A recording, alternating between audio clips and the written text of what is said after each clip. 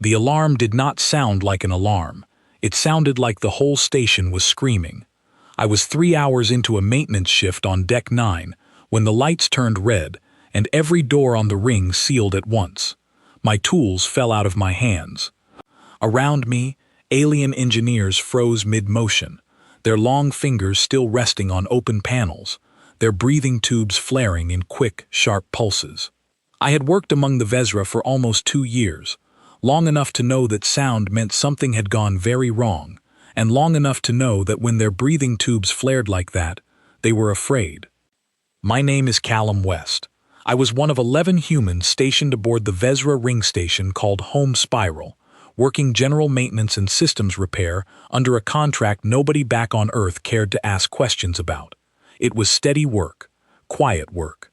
The Vezra were a careful, private species, and mostly they left us alone as long as we fixed what needed fixing and stayed out of places we were not invited. The Royal Wing was one of those places. I had never been inside it, not once in 2 years. It sat at the very center of the ring, wrapped in 3 separate layers of shielding, guarded around the clock by soldiers whose armor looked like it had been grown rather than built. The 2 young princesses of the ruling house lived there, along with their caretakers, their tutors, and enough security systems to stop a warship. Everyone on the station knew their names the way people know the names of royalty anywhere. Mira, the elder, was 7 Vezra cycles old, which worked out to about 6 human years. Talon, her sister, was younger, barely past what the Vezra called her second bloom, which made her close to 4. I had seen them exactly twice, once from a distance, being escorted through the central corridor by 6 guards, once up close, for perhaps 90 seconds, when a corridor lockdown put me and my crew in the same holding bay as their small procession. Talon had stared at me the entire time with wide, unblinking eyes, the way children stare at anything unfamiliar. Mira had asked her caretaker, in a whisper she clearly thought was quiet, why the human skin looked like that. I had smiled. The caretaker had ushered them away before I could say anything back. That was the whole of my relationship with the royal family of Home Spiral, a whisper and a stare. So when the doors sealed and the red light began pulsing through the corridors, I had no reason to think any of it involved me. A voice came over the station comm, flat and controlled in the way that trained voices are controlled when the situation underneath them is not controlled at all. All personnel remain in place. This is not a drill. Repeat, this is not a drill. Nobody moved. Nobody spoke. I stood there with a half-disassembled coolant valve in my hands and watched the red light sweep across the ceiling, and I felt the particular kind of fear that comes from not knowing, which is worse, I have found, than knowing something bad. It took almost 20 minutes before security officers reached our deck. 4 of them, tall and armored, moving with the stiff urgency of soldiers who had been given an order they did not like. They did not explain anything. They simply began scanning every person in the room, one by one, with handheld devices that hummed low and steady. When they reached me, the humming changed pitch, not because I had done anything. I would learn later that it was because I was human, and the scanners were calibrated for Vezra biology, and anything outside that baseline made the machines uncertain. But in that moment, standing in a room full of frightened aliens with a red light spinning overhead, an uncertain scanner pointed at my chest felt like an accusation. "Name," the lead officer said. His voice box translated his words into flat, accented English, the kind of translation that strips out all the emotion and leaves only the shape of the sentence. "Callum West," I said, "Deck 9 maintenance. Where were you in the last 6 hours?" "Here, my quarters before that. I can show you the access logs." He studied me for a long moment through the dark visor of his helmet. I could not see his eyes, but I could see the tension in the way he held his shoulders, the same tension I had seen in every Vezra body since the alarm began. Then, without another word, he moved to the next person in line. It was not until an hour later, when the lockdown finally lifted enough for information to spread through the crew channels, that I learned what had happened. The 2 princesses were gone. Not gone as in missing from a scheduled appearance. Gone as in vanished from inside the most secure wing of the entire station, sometime in the middle of the night cycle, without a single alarm triggering, without a single camera catching a frame of movement, without a single guard noticing anything at all. Their beds had been found empty at the morning check. No forced entry, no struggle, no trace. I remember sitting in the crew mess that evening, my food untouched in front of me, listening to my crewmates trade rumors in low voices. Someone said it had to be an inside job, that no outsider could have breached that many layers of security without help. Someone else said it had to be an outsider, because no member of the royal staff would risk everything they had for something so reckless. A third voice, quieter than the rest, said what I think all of us were already thinking. They are children. Wherever they are just children. I did not sleep much that night. None of us did, I think. The whole station felt like it was holding its breath. By the second day, the search had grown into something enormous. Every deck was sealed and swept in sequence. Every storage bay, every ventilation duct, every abandoned maintenance tunnel was opened and searched by hand, because the automated systems that should have caught any movement had somehow caught nothing at all. That detail bothered the security teams more than anything else. It was not that the princesses had slipped past the guards, it was that they had slipped past machines that were not supposed to be able to be slipped past. I was pulled from my normal duties and assigned to a search team responsible for the lower cargo levels, 3 decks below the royal wing. It was slow, exhausting work, crawling through narrow access corridors with a light strapped to my wrist, calling out names into empty spaces, and hearing nothing come back but the hum of the station's own machinery. By the end of the second shift, my knees ached, and my voice had gone hoarse from calling out into silence. It was somewhere in that second day that the questions started turning toward the humans. I do not think it was malice, not at first. It was fear, and fear looks for somewhere to land. We were the newest species aboard the station, the least understood, the ones whose customs and instincts the Vezra had never fully learned to read. A rumor began, quiet at first, that perhaps the humans had taken the princesses, for reasons no one could quite explain, perhaps political, perhaps something darker that nobody wanted to say out loud. I heard it directly for the first time from a Vezra technician named Auric, someone I had worked alongside for over a year, someone I would have called a friend. He did not accuse me, he simply asked, in a voice that tried and failed to sound casual, whether any of the human crew had access codes to the upper security ring. No, I told him. None of us have ever been past Deck 6. He nodded slowly, and I could see that he wanted to believe me, and I could also see that belief was not entirely his to give anymore. Something bigger than either of us had already started moving. That evening, Station Command issued a new directive.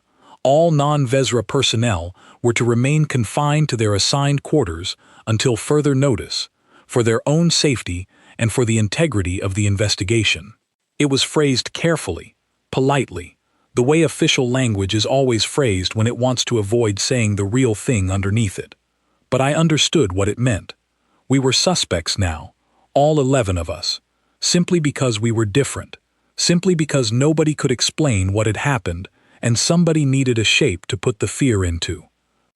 I walked back to my quarters that night, through corridors that had gone eerily quiet, past guards who watched me with a new kind of attention, and I felt something heavy settle into my chest. Not guilt, because I had done nothing, but something close to it.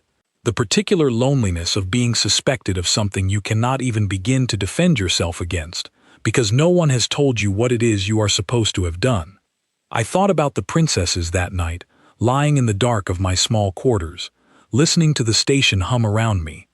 I thought about Talon's wide, unblinking stare in that corridor months ago, and Mira's whispered question about my skin. Somewhere out there, or perhaps not out there at all, perhaps somewhere impossibly close, 2 small children were missing, and an entire station full of grown adults in advanced technology had not been able to find them. I did not know, lying there that night, that the answer was closer than any of us imagined. I did not know that in less than 2 days, I would open the door to my own quarters and find something that would change everything I understood about fear, about trust, and about what it means to feel safe. But that night, all I felt was the weight of the red light still pulsing faintly through the vents, and the silence of a station that had lost something it did not know how to find. The third day began with a search of my own quarters. I was standing outside in the corridor, flanked by 2 guards, while a third moved through my small living space, with a scanner in hand, opening drawers, checking the ventilation grate, running a light along the seams of the floor panels. I said nothing. There was nothing useful to say. I simply stood there and watched strangers go through the few belongings I had brought from Earth. A handful of photographs, a worn paperback novel, a small carved wooden bird my grandmother had given me before I left, and I felt that same heavy loneliness pressing down on my chest. When they finished, they found nothing, because there was nothing to find. The lead guard looked at me for a long moment, the same unreadable look I had grown used to over the last 2 days, and then simply turned and walked away without a word. No apology, no explanation. Just the quiet click of my door sealing behind them as they left. I sat down on the edge of my bunk and put my head in my hands, and for the first time since the alarms had gone off, I let myself feel something close to despair. It was not that I feared punishment, not exactly. It was the sense of being unknowable to the people around me, of being a shape that fear could pour itself into, simply because I did not look like them, did not think like them, and had arrived among them too recently to have earned the kind of trust that erases suspicion. I thought about home that morning. I thought about my mother's kitchen, the smell of bread on a Sunday, the sound of my younger sister laughing at something on the television. I had not felt homesick in a long time, not really, but that morning the feeling came for me all at once, sharp and unexpected, and I let it sit there in my chest because I did not have the energy to push it away. The search for the princesses continued through all of this, though I only heard fragments of it, passed along in hushed tones by the few Vezra crew members who still spoke to me. By midday of the 3rd cycle, Station Command had expanded the search beyond home spiral itself, sending small craft to sweep the debris fields and old mining platforms that drifted in the wider system, on the theory that perhaps the children had somehow been taken off the station entirely. I remember hearing that and feeling a fresh wave of dread on their behalf, imagining 2 small children alone, somewhere cold and unfamiliar, far from anyone who loved them. I did not know, sitting there in my sealed quarters with nothing to do but wait, that the theory was wrong in every direction it had gone looking. The Vezra, I had learned over my 2 years among them, were a species shaped by a long and difficult history. Centuries earlier, before their current era of relative peace, their ruling houses had been targets of constant threat, kidnappings, assassinations, entire bloodlines wiped out in single strikes meant to destabilize whole territories. That history had never fully left them. It lived on in the way they built their security systems, layered and redundant and almost paranoid in their thoroughness. It lived on in the way they raised their children of noble blood, surrounded from birth by guards and tutors and caretakers, rarely permitted to simply exist without someone watching, without some protocol governing their movement from one room to the next. I did not understand, at the time, how heavy that kind of childhood could be. I only understood it later, once I had heard it explained in the small, careful voice of a child who had lived it. On the afternoon of the 3rd day, I was finally permitted to leave my quarters for a short period, escorted by a single guard, to collect a meal ration from the crew mess. The corridors felt different than they had 2 days earlier. Quieter, yes, but also heavier, the way a room feels heavy after someone has been crying in it. I passed a cluster of Vezra crew members speaking in low voices near the mess entrance, and I caught enough of their words to understand that the search had turned up nothing, not a single trace, not a single clue, across 3 entire cycles of searching every corner of the station and the space around it. One of them, an older woman named Sevet who worked in the station's medical bay and had always been kind to me in the quiet way of someone too busy to be unkind, caught my eye as I passed. For a moment, I expected her to look away, the way most of the crew had been looking away from me for 2 days. Instead, she held my gaze, and something in her expression softened.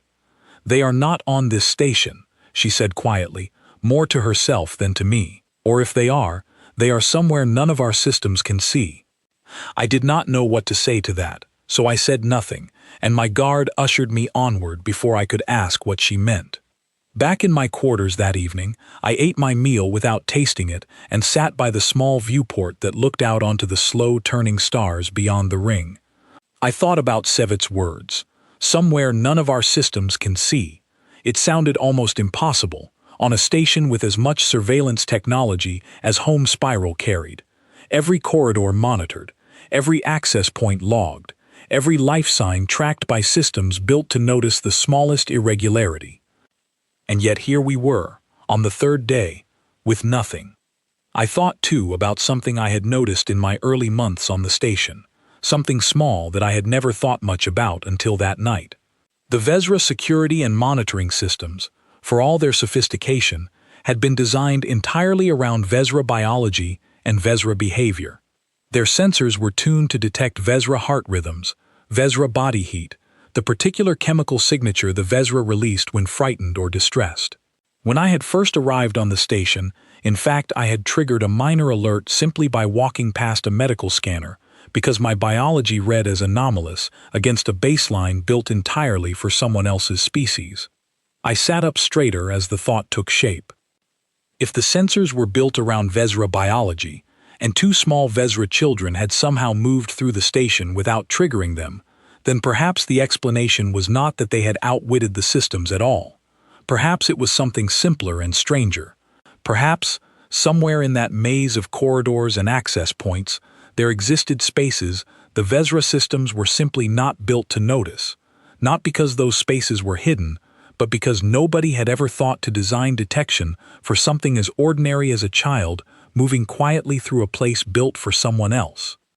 It was a strange thought to have, sitting alone in a sealed room on the 3rd day of a crisis that had turned an entire station against people like me, but it would not leave me alone. I turned it over and over in my mind as the evening light cycle dimmed toward the station's version of night, and somewhere underneath the fear and the loneliness of the last 3 days, a small and unfamiliar feeling began to grow. Hope. Not hope that I would be cleared of suspicion, though I wanted that too. Something quieter than that. Hope that wherever those 2 small children had gone, they had not been taken by anyone at all. That whatever had happened, it had happened because 2 frightened little girls had found somewhere they felt safe, somewhere that made sense to them in a way the rest of the station, for all its guards and shielding and layers of protection, had somehow failed to provide. I thought again of Talon's wide eyes staring at me in that corridor, and Mira's whispered question about my skin, and for the first time in 3 days I found myself thinking not about my own fear, but about theirs. What did it feel like, I wondered, to be 7 years old and carry the weight of an entire ruling house on your small shoulders? What did it feel like to be watched every hour of every day, your safety so precious that an entire civilization had built its history around protecting it, and yet to still feel, somewhere underneath all that protection, unsafe? I did not have an answer. I only had the strange, persistent feeling that the answer existed somewhere close by, closer than anyone searching the debris fields and mining platforms had thought to look. Near the middle of that 3rd night, unable to sleep, I rose from my bunk and crossed to the small door of my quarters, meaning only to check that it was properly sealed, the way a person checks a lock twice when they cannot sleep for worry. My hand hovered over the panel, and then I heard it, faint, so faint I almost convinced myself I had imagined it, a small sound from somewhere inside my own quarters, behind me, in the narrow space where my storage locker met the wall. I turned slowly, my heart suddenly loud in my chest, and for a long moment I simply stood there in the dim light, listening, unable to move, unable to believe what my ears were telling me. Somewhere in that small, sealed room where I had spent 3 days as a suspect in a crisis that had gripped an entire station, something was breathing. I did not move for a long time. I stood frozen by the door, listening to that small sound of breathing, trying to convince myself that it was nothing, a fault in the air recycling system, a vibration carried through the hull from some distant part of the station. But the sound did not behave like machinery. It had a rhythm to it that no machine on home spiral had ever made, soft and uneven, the particular rhythm of something small and living, curled up somewhere it did not expect to be found. My storage locker sat against the far wall of my quarters, a narrow metal cabinet just large enough to hold my spare uniforms and the handful of personal items I had not bothered to unpack in 2 years. I had never once considered it a place anything could hide. It was barely large enough for me to fit both arms inside at once. And yet the sound was coming from behind it, from the narrow gap where the locker met the wall panel, a space so thin I would have sworn nothing bigger than a maintenance cable could pass through it. I crossed the room slowly, my bare feet silent against the floor, my pulse loud in my ears. I crouched beside the locker and reached for the small handle at its base, the one that released the panel behind it for cable access, a feature I had used exactly twice in 2 years to reroute a faulty connection. The panel came away easily, quietly, the way it always did, and there, curled together in a space no wider than my own shoulders, wrapped in what I would later realize was a spare blanket pulled from my own storage months earlier and never missed, were 2 small shapes. For a moment I could not breathe. I simply knelt there, staring, my mind refusing to accept what my eyes were showing me. Then the smaller of the 2 shapes stirred, a soft, sleepy movement, and turned her face toward the thin light spilling in from my quarters, and I saw her clearly for the first time. Talon, the younger princess, fast asleep, or very nearly, her small chest rising and falling in that same uneven rhythm I had heard through the wall. Beside her, curled protectively around her smaller sister, the way an older child does even in sleep, was Mira. I sat back on my heels, my hand pressed against my mouth, and for a long, strange moment, the only thing I felt was relief, so overwhelming it left me lightheaded. They were here. They were breathing. They were, as far as I could tell in the dim light, completely unharmed. 3 days. An entire station turned inside out, a search that had reached into the debris fields beyond the ring, guards and technicians and command officers pouring every resource they had into finding these 2 small children. And the whole time, they had been less than 4 meters from where I slept, tucked into a gap behind my storage locker that I had not even known was large enough to hold anything at all. Mira stirred next, her eyes fluttering open, and for a moment we simply looked at each other in the half-dark, neither of us speaking. I watched something shift across her small face, confusion giving way slowly to recognition, and recognition giving way, to my great surprise, not to fear, but to something almost like relief of her own. "You found us," she whispered, her voice thick with sleep, the translator built into the station's ambient systems, rendering her words into soft, careful English. "I did," I said, my own voice barely steady. "Are you both all right? Are you hurt?"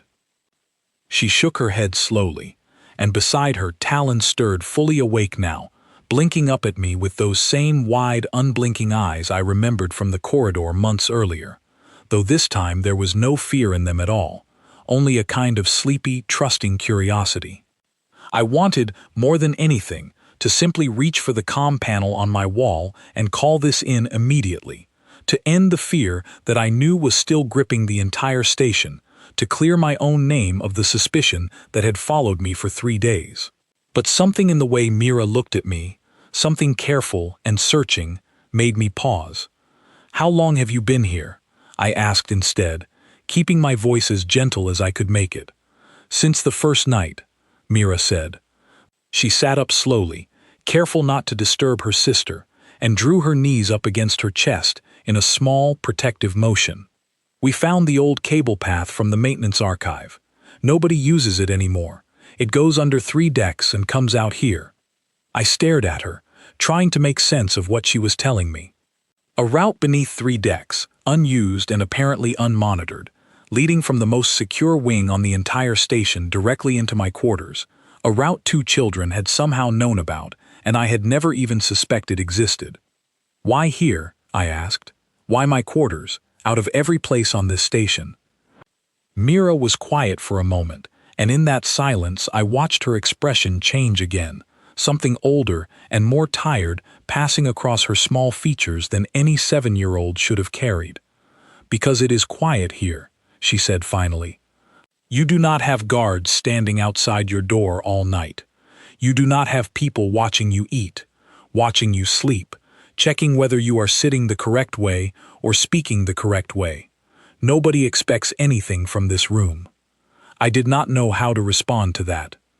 I simply knelt there, absorbing the weight of what she had said, while beside her Talon reached out one small hand and wrapped it, without hesitation, around 2 of my fingers, the way a much younger child reaches for something familiar in an unfamiliar place.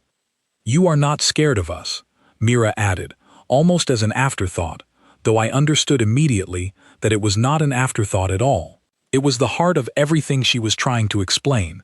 Everyone else is either scared of us or scared for us. You were just kind, that one time in the corridor. You smiled at Talon. Nobody smiles at us like that. They bow, or they worry, but they do not smile.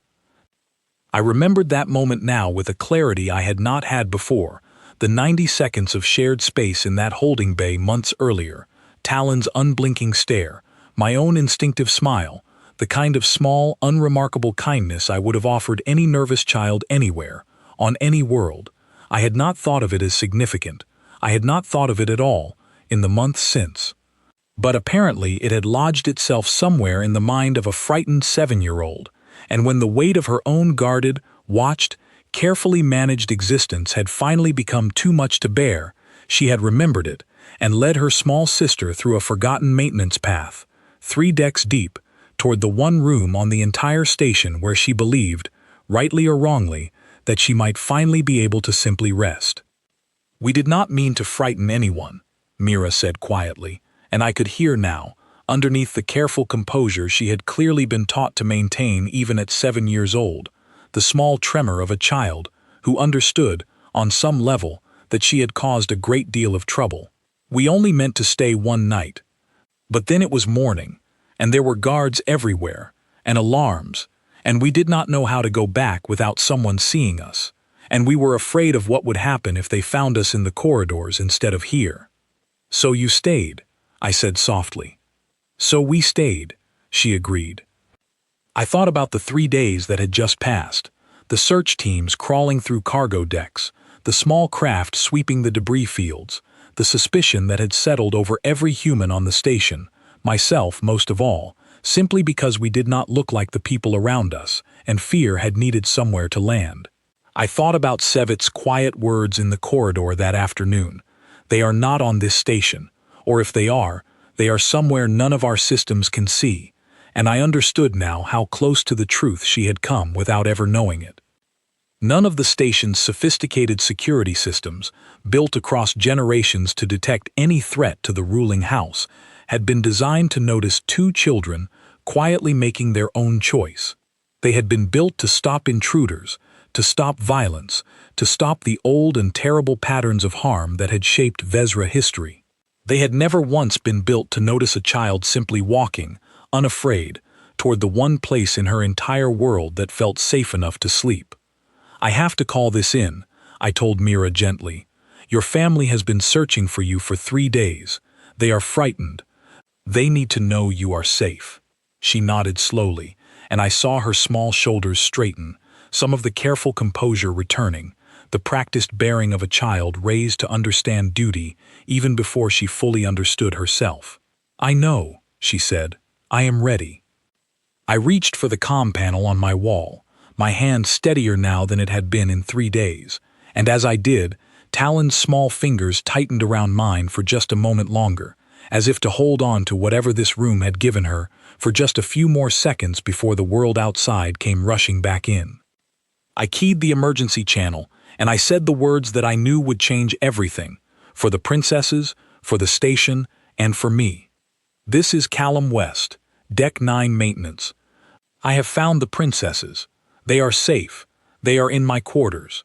For a moment, there was only silence on the other end of the channel, the kind of silence that comes just before a great deal of noise.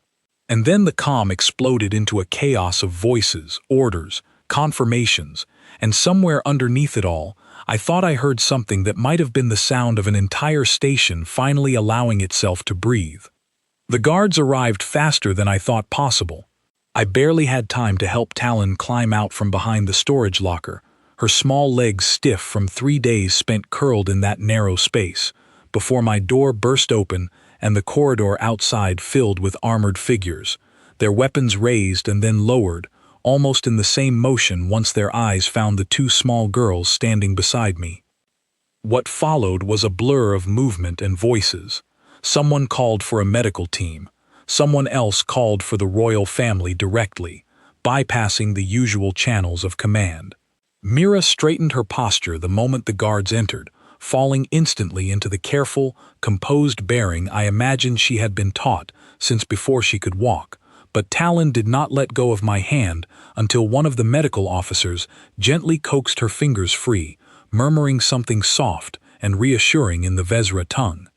I was pushed gently but firmly to one side as the room filled with people, and for a strange moment I found myself standing against my own wall, in my own quarters, watching a scene unfold that I had somehow become the center of without any longer being part of it at all. A medical officer ran a scanner over each girl in turn, calling out readings to a colleague who repeated them into a comm link. Vital signs stable, no injuries, mild dehydration, no signs of distress consistent with abduction or harm. I watched the tension drain slowly out of the guard's shoulders as those words registered, one by one, the same tension I had watched settle into every Vezra body 3 days earlier when the alarms first sounded. It was strange to witness it in reverse, fear draining out of a room the way water drains from a basin, slow at first and then all at once. It was almost 20 minutes before the parents arrived. I had never seen either of them before, not up close, though I had seen images of them displayed in the station's public concourse, formal portraits that showed 2 composed, dignified figures dressed in the deep ceremonial colors of the ruling house. The reality that came through my door was nothing like those portraits. The mother, whose name I would later learn was Elisar, crossed the room in 3 long strides and dropped to her knees in front of her daughters without any regard for the guards, the medical officers, or the dignity her portraits had always shown. She gathered both girls into her arms at once, and the sound she made, somewhere between a sob and a laugh, was not the sound of a composed ruler. It was simply the sound of a mother who had believed, for 3 unbearable days, that she might never hold her children again. The father, a tall, quiet figure whose name I learned was Torvain, stood a step behind her, his hand resting on Mira's head, his composure visibly straining at its edges. I watched him close his eyes for a long moment, as if steadying himself, and when he opened them again, they found me. I did not know what to expect from that look. I had spent 3 days as an object of suspicion, watched and searched and confined simply for being different, and I had no reason to believe that the ruler of this station would see me any differently than his own security forces had. But what I saw in his expression was not suspicion at all. It was something closer to disbelief, and underneath the disbelief, something that looked almost like gratitude too large to put into words yet. "You found them," he said quietly, in the same flat, translated English I had grown used to hearing from the Vezra, though there was an unmistakable weight underneath the flatness now. "They found me," I said honestly. "They were already here, behind my storage locker. They came in through an old maintenance path, 3 decks down." I explained everything I knew, as clearly and simply as I could, while Elisar continued to hold both her daughters against her, and Torvain listened with an intensity that made me feel, for the first time since the alarms had first sounded 3 days earlier, that I was finally being heard rather than simply watched. When I finished, there was a long silence in the room. Mira, still wrapped in her mother's arms, lifted her head, and looked at her father with the same careful composure she had shown the guards, though I could see now how much effort that composure was costing a child who had just spent 3 days hiding in a wall. "I am sorry," she said quietly, in Vezra, though the translator caught it and rendered it into English for my benefit as well. "I did not mean to frighten everyone. I only wanted somewhere quiet."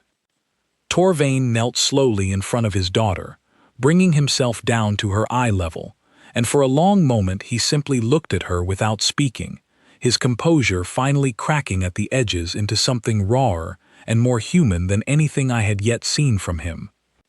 "Quiet," he repeated softly, almost to himself. "You have never once told me the palace was not quiet enough for you." Mira's small shoulders tightened, and I watched her search for words the way any child searches for words when trying to explain something too large for her own understanding. "It is not about quiet like sound," she said finally. "It is quiet like nobody needing anything from me, nobody watching to see if I am sitting correctly, or speaking correctly, or being the kind of princess I am supposed to be. In his room," she gestured toward me without quite looking at me, "nobody expected anything at all. I could just be tired. I could just sleep." I watched something break open in Torvain's expression at those words, and I understood, watching it, that this was not simply the relief of a father finding his lost children. It was the beginning of something harder, a recognition that the very systems built across generations to keep his daughters safe had somehow, without anyone intending it, made them feel unsafe in a different and quieter way, a way no scanner or guard rotation had ever been built to detect. Elisar looked up at me from where she knelt, her arms still wrapped protectively around both girls, and for the first time since the crisis had begun, I saw Vezra look at me not as an outsider, not as a suspect, not as an unfamiliar shape that fear needed somewhere to land, but simply as a person who had been kind to her children when kindness was not required of him. 3 days, she said softly. We searched every deck, every corridor. Ships combed the debris fields beyond the ring, and they were here the entire time, because a stranger from another world once smiled at a frightened child in a hallway, and she remembered. I did not know what to say to that, so I said the only thing that felt true. I did not do anything extraordinary. I only did what anyone should do for a child who looks frightened. That, Torvain said quietly, rising back to his feet, is precisely the point. The medical officers gently suggested that the girls be taken to the station's medical bay for a full examination, a formality more than a necessity given the readings they had already taken, and Elisar rose with Talon still held against her hip, the small girl's head resting heavily on her mother's shoulder, already half asleep again now that the danger had passed and exhaustion was finally allowed to catch up with her. Mira, however, hesitated at the door and turned back to look at me one last time before the guards ushered her family out into the corridor. "Thank you," she said simply, in careful English this time, no translator needed, "for not being afraid of us, for not needing us to be anything." I felt something tighten in my throat that I had not expected, standing there in my small, ordinary quarters that had somehow, for 3 unremarkable days, become the safest place in the entire station for 2 frightened children who carried more weight on their small shoulders than any child should ever have to carry. "You are welcome, Your Highness," I said, and I meant it more fully than I had meant almost anything in my 2 years aboard Home Spiral.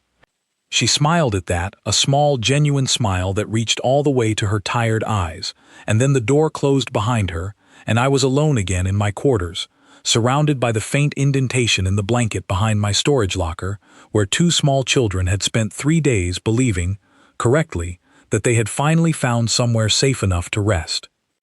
I sat down slowly on the edge of my bunk, and for the first time in 3 days, I allowed myself to cry, not from fear this time, but from the simple, overwhelming relief of an ending that had turned out far better than I had let myself hope for.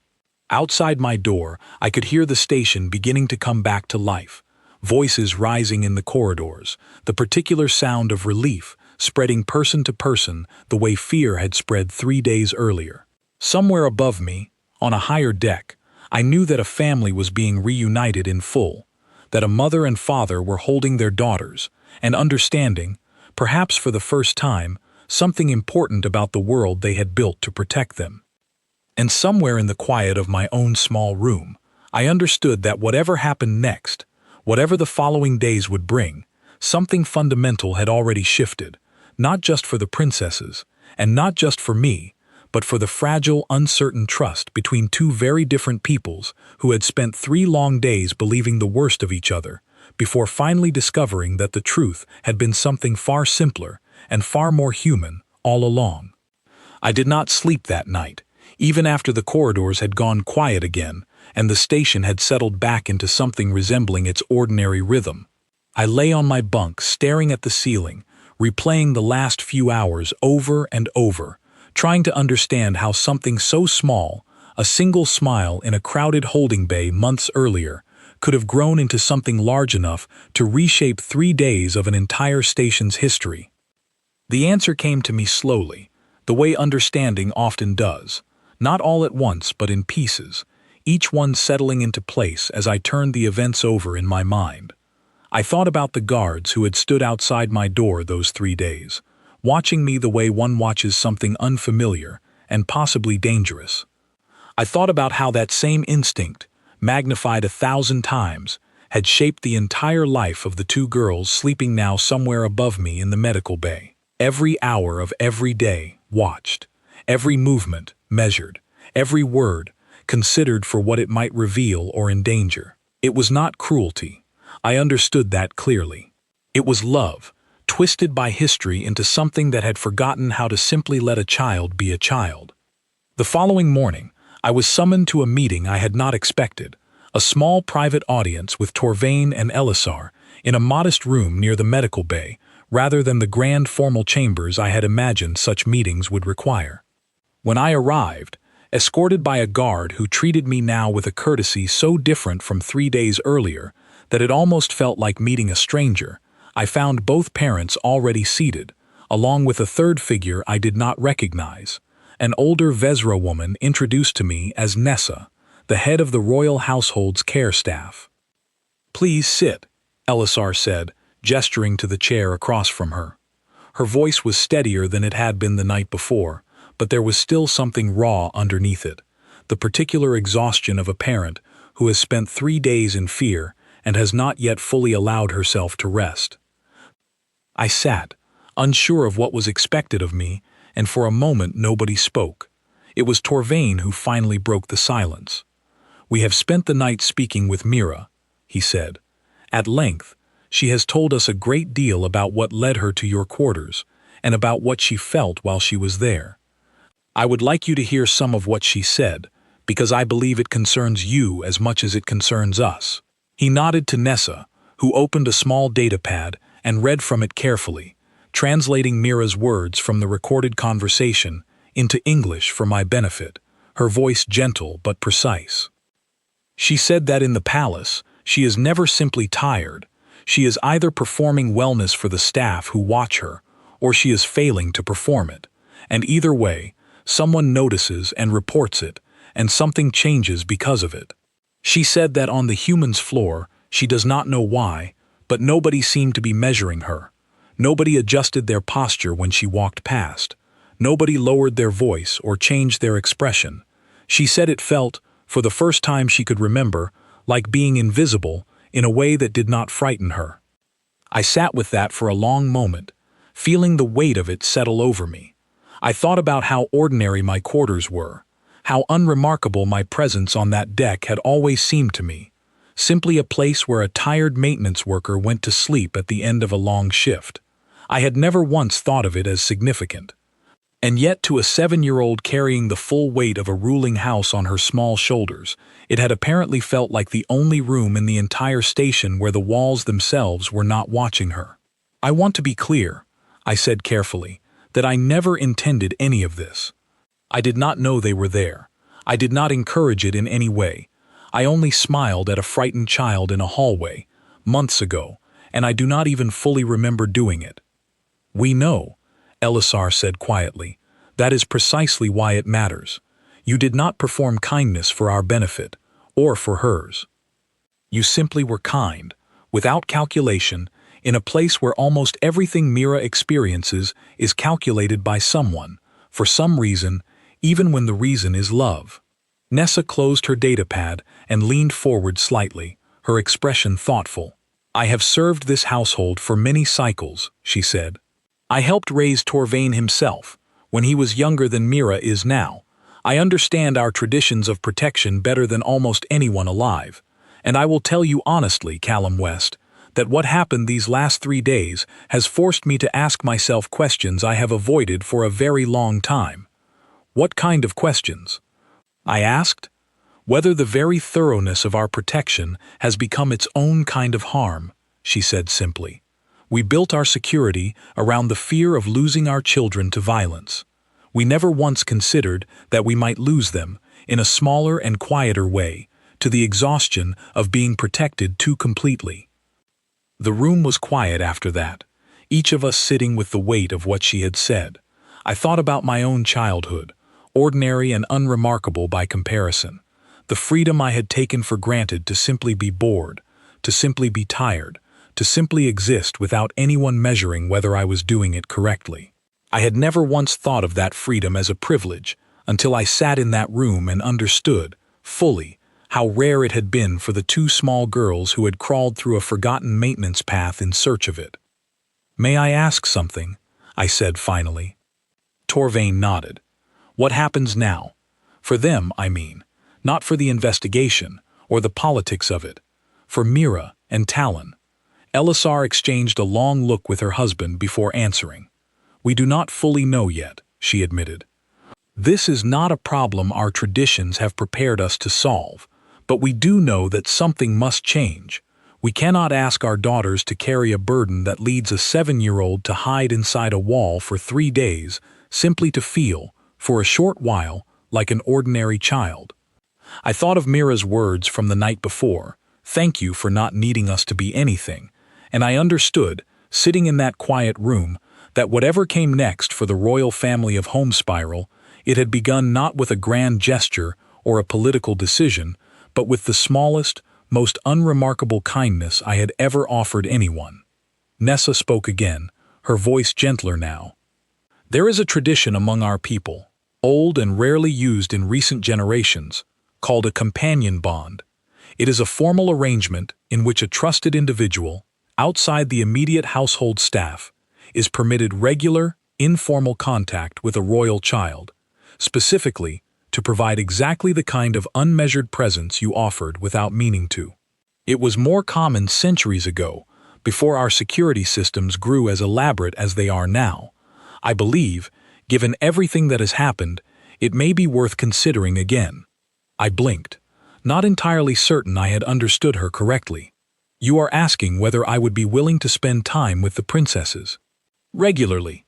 "We are asking," Torvain said, "whether you would be willing to simply continue being what you already were to them, without trying, 3 days ago. Nothing more complicated than that. No formal duties, no expectations beyond your own honest presence."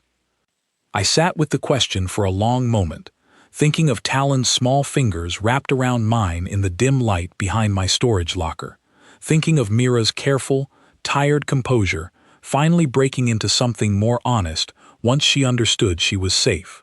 I thought about the 3 days of suspicion I had endured, the loneliness of being watched by an entire station that did not know what to make of me, and I found, somewhat to my own surprise, that none of it had left me bitter. If anything, it had left me with a clearer understanding of exactly what those 2 girls had been running from, and exactly why the quiet, unremarkable ordinariness of my presence had felt, to them, like something precious enough to risk everything for. "I would be honored," I said finally. "But I want to be clear about something too. I am not going to pretend to understand your traditions, or your history, or what it means to be Vezra royalty. I can only offer what I already offered without meaning to, being ordinary around them. Letting them be tired, or bored, or quiet, without turning it into something that needs to be managed." Elisar smiled then, the first full smile I had seen from her since the crisis began, tired but genuine. "That," she said, "is exactly what we are asking for."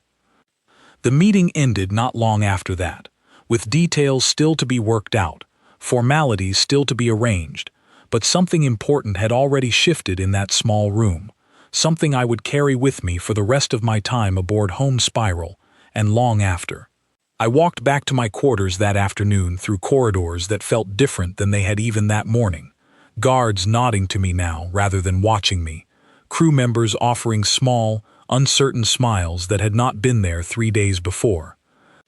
Word travels fast on a station as tightly built as Home Spiral, and by the time I reached my deck, I understood that everyone already knew, in broad strokes at least, what had happened.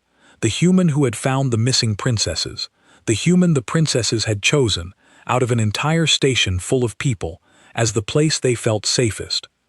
I did not feel, walking those corridors that afternoon, like someone who had done anything extraordinary. I still do not, even now, looking back on it.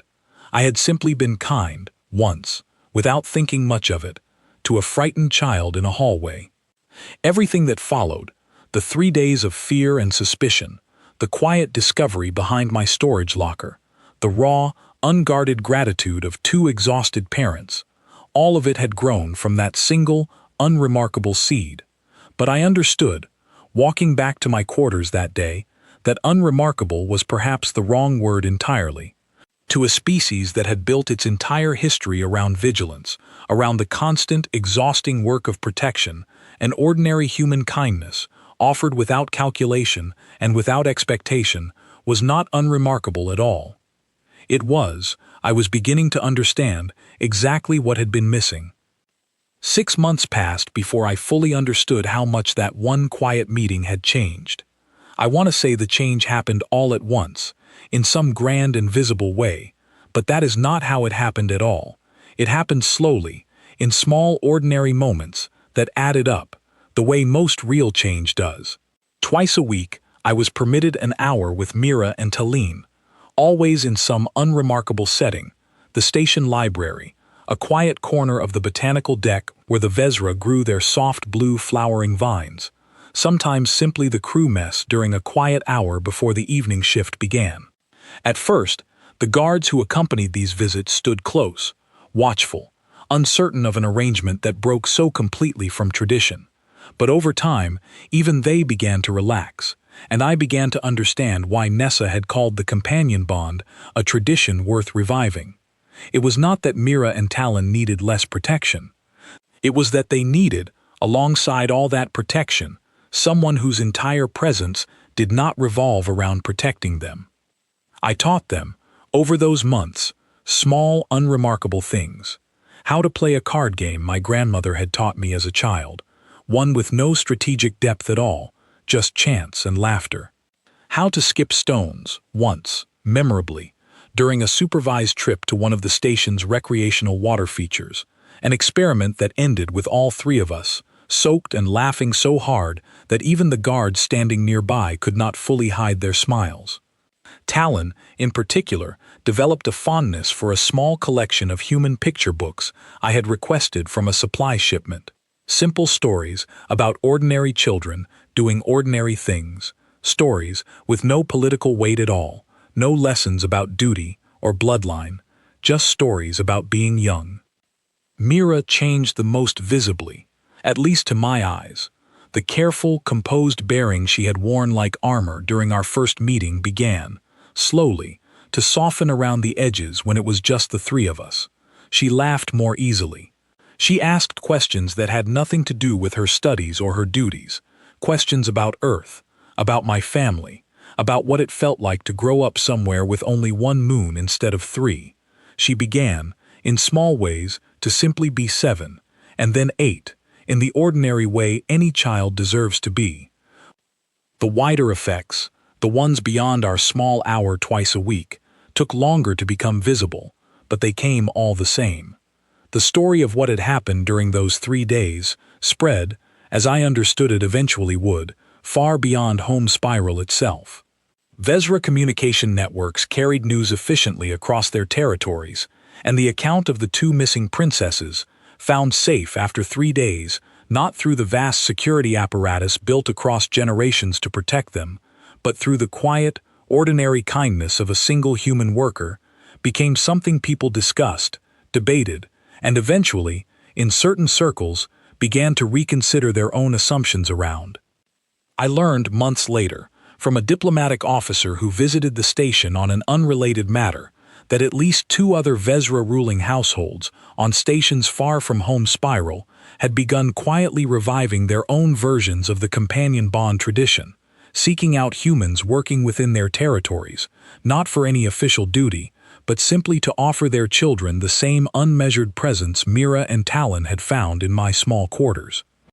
It struck me as strange, at first, to think of an entire diplomatic shift growing from something as small as a smile in a crowded hallway, but the more I thought about it, the less strange it seemed. Trust between different peoples rarely grows from grand gestures and formal treaties alone. More often, I came to believe, it grows from small moments, repeated and noticed and remembered, until enough of them accumulate to shift something larger. There was a formal ceremony, eventually, nearly a year after the events of those 3 days, held in the station's central concourse, attended by representatives from several nearby systems. I was asked to speak, briefly, and I remember standing at the front of that gathered crowd, feeling entirely out of place among the formal ceremonial dress and the careful diplomatic language of the officials around me, and choosing, in the end, to say something very simple. "I did not do anything extraordinary," I told the crowd, echoing the words I had said to Torvain and Elisar nearly a year earlier. "I only offered 2 frightened children the same ordinary kindness I would offer any child, anywhere, without thinking of them as princesses, or as Vezra, or as anything other than 2 tired little girls who needed somewhere safe to rest. I think, perhaps, that is the whole of what trust between different peoples requires, not grand gestures, just the willingness to see each other as we actually are, underneath all the titles and the history and the fear. I do not know if my words changed anything, in the larger sense that diplomats and officials measure such things. But I know that Mira, sitting in the front row beside her parents, older now, taller, still carrying herself with that careful Vezra composure, but no longer wearing it like armor, smiled at me, in a way that told me she understood exactly what I meant, better than anyone else in that crowded concourse. Talon, seated beside her, simply waved, unself-consciously, the way any small child waves at someone they trust completely, and the small ripple of quiet laughter that moved through the crowd at that unguarded gesture told me something important too. That an entire station, an entire people, had watched 2 small girls learn to be simply children again, and had come, slowly, to understand what that recovery had cost, and what it had required. I stayed aboard Home Spiral for 3 more years after that, longer than I had ever originally planned, and in that time, the companion bond between myself and the 2 princesses grew into something I never could have predicted on that first frightened night when I found them curled behind my storage locker. Mira, by the time I finally returned to Earth, had grown into a thoughtful, quietly confident young woman, still bound by the duties of her position, but carrying them now, I believed, with something lighter than the crushing weight she had carried as a 7-year-old hiding in a maintenance path. Talon had grown too, of course, though I always remember her best as she was that first night, small fingers wrapped around mine in the dim light, trusting a stranger completely, simply because that stranger had once smiled at her without expecting anything in return. I think often, even now, back on Earth, about those 3 days, about the fear that gripped an entire station, about the suspicion that fell on me and my fellow humans simply for being unfamiliar, about the strange, quiet turn that fear took once the truth was finally understood. I think about how close an entire diplomatic relationship came to fracturing over a misunderstanding born entirely of fear looking for somewhere to land, and how it was saved, in the end, not by any grand intervention, but by 2 small girls making a very small, very human choice. They had looked at the world built to protect them, weighed against a room where nothing at all was expected of them, and they had chosen, without any political calculation at all, simply to feel safe. I do not know what the Vezra as a whole will eventually make of that lesson, whether the companion bond tradition will continue to spread as it has begun to, whether the small shift I witnessed on Home Spiral will grow into something larger across their many worlds and systems. I only know what I witnessed myself, in a small sealed room on the third day of a crisis that could have ended so much worse than it did. I know that somewhere, even now, on a station spinning slowly through the dark far from Earth, two young women who were once frightened little girls remember that a stranger from another world once smiled at them without expecting anything in return, and that the memory of that small, unremarkable kindness once felt important enough to risk everything for. And I know that when people ask me now, back on Earth, what it was like living among the Vezra, what humanity truly offered a people so much older and so much more careful than ourselves, I always tell them the same thing. We did not offer them our technology, or our strength, or anything grand enough to fill the history books. We simply offered them the ordinary, unguarded gift of being seen as children, nothing more and nothing less, and it turned out, in the end, to be exactly what they had been searching for all along.